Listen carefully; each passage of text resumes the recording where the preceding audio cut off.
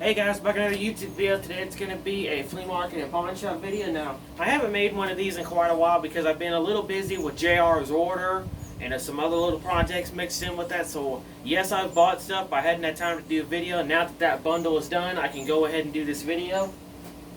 So, first things I'll show off is the stuff I got at the pawn shops. First is this Taiwan butcher's knife.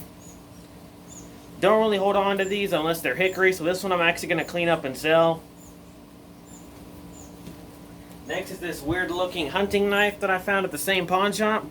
This particular one I'm actually going to keep. I only paid, I think it was like $5 for this. Never seen that Bass Fish logo before. And what I plan to do is clean this blade up and not really do much to it. I'll re-tip it because the tip looks like it's been busted a few times. And I'll clean up the blade, polish it, and make it look a lot nicer. And repolish the brass rivets and guard and reshine the handle, but that'll be it.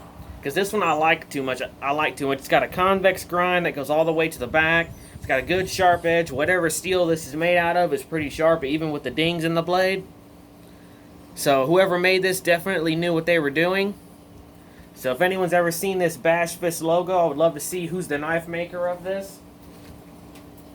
So that was awesome. Next is at the next pawn shop we went to. My brother found me this Swiss fighting knife.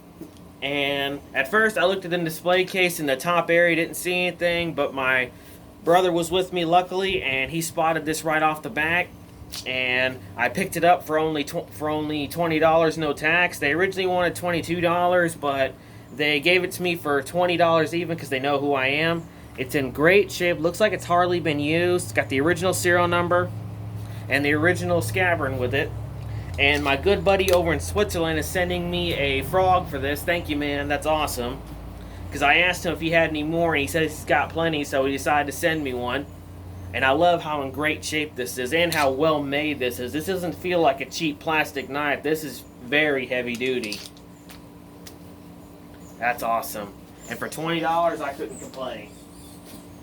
Alright, next is at the flea market finds. First is the biggest find of them all is this little jewelry box I found. It's real wood, made in Japan. I took this piece off myself. I restained it, made it look a lot nicer, and took out these pieces up top right here because I plan to use this for a pocket knife display. So I can display some pocket knives here and put a few in the drawer here. And came out pretty well. The only repair work I had to do was there was a minor crack right here, so I squeezed it back together and resealed it with some wood glue and fixed it no problem. And this originally was $20, but the booth I was in said 50% off, so that made it $10. I couldn't complain. And I love these marks right here. Reminds me of the Case XX logo, so I think that's kind of cool. And at the same flea market was this knife. My buddy who owns one of the booths knows who I am, and I was lucky he was there today, and he brought this knife out to me. And he said, "What's it worth?" And the first thing I noticed is it's a Pakistan knife. Those who know me know I'm not a fan of Pakistan knives. I never have been. But my buddy sold this to me because he asked me what it's worth. I said, "Dude, to be honest, I wouldn't even pay $10 for this thing." Well, I paid a lot less than that. And basically what I'm going to do is I've already cleaned it up and repolished it. This one I'm going to sell. It's on eBay if anybody wants it. Because I don't keep these kind of knives. These are the kind of knives I just sell really cheap to get rid of. I mean, it's a beautiful design. Don't get me wrong, but it's Pakistan. They're notorious for being crappy steel. So, like I said, this is for sale if anybody wants it. Next, at the same flea market, I picked up this, what did my father call this knife? This is a Hinkle's knife, made in Germany. Actually in pretty good shape. I didn't really know much about this brand. My father looked them up, and turns out this brand has been around for a long time. They're based in Germany, and they're no longer in business, so their knives are actually pretty collectible. And the only minor issue this one's got some cracks right here on the scale, which I can reseal. And besides that, it's in really good shape. Needs a minor cleaning, but nothing that much. And my father actually told me when he looked it up, told me to actually keep this knife. And for $2, I couldn't complain. So this one I will keep and put in my collection. I don't have much German stuff. Next is another knife I know a lot of you guys probably wouldn't buy, but the reason I buy beat-up knives like this is to use them for parts. This is a beat up what looks like old pruning knife. And for 75 cents, I couldn't complain. And my plan for this is to take the old blade out and put a new blade in it. And then I'll take the old blade and do something with it. So you can make 2 knives out of 1.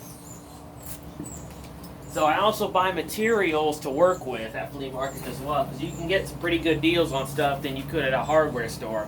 Like this wooden stick, this wooden, I guess you'd call it a wooden dowel or broom handle, whatever, is really solid. This is some solid good wood, and it was only $2. I could use this, make a spear, make an axe, make a couple of knife handles, yada yada.